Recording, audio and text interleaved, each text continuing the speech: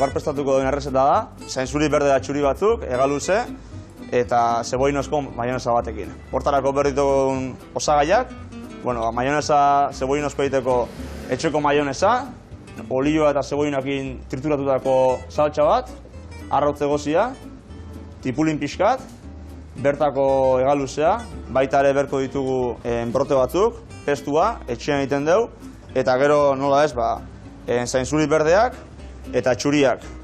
Zainzuri ja egozita dazkau, eta guen parrilla jungoa, bukatzea, platera. Pixak gatzetan pasako ditugu, olio pixak botako ditugu, alde batetik txuriak eta beste aldetik berdiak jarriko ditugu. Ni duela urtebete hasi nintzen hemen txokon, azkenengo 2 urteak ni Mexikon pasatu nituen, Baskulinari Zenterren ikasi nun.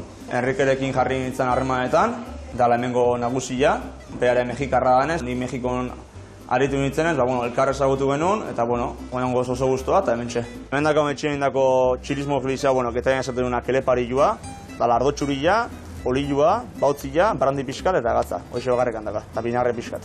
Eta hori alditzen dugu, bai arraiak eta parrillan niteko, bai berdurak eta parrillan niteko, eta bar. Pixka botako diogu. Kartan, aparte hemengo sukaldaritza, badazkau tako mexikarrak, tostada mexikarrak, eta udaran zeharre bai zebitxeren bat sartzen dugu, pixkat sukaldaritza hori referentzi egiteko, uste dugulako ere kargarri jala hemen getarian. Ikuste zu eze kolore hartu duen honek, karamelizatuta, ogan aterako ditu parrillatik, txukun, hola xekarri, eta bulta mango diogu. Listo ditugu gure zainzuriak eta platera bukatuko dugu. Lehenik eta behin hau etxein dako binarreta bada, mostaza pixkat, olioa eta zagar binagria. Ingo ditugu pixkat busti.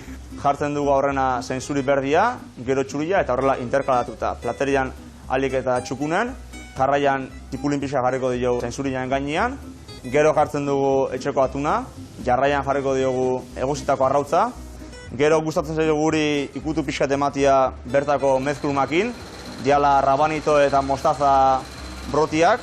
Lehen egin dugun maionesa jarriko diogu, zeboinuana, eta bukatzeko eta platera borobiltzeko, pesto pixkat jarriko diogu, kolore eta gusto pixkat emateko.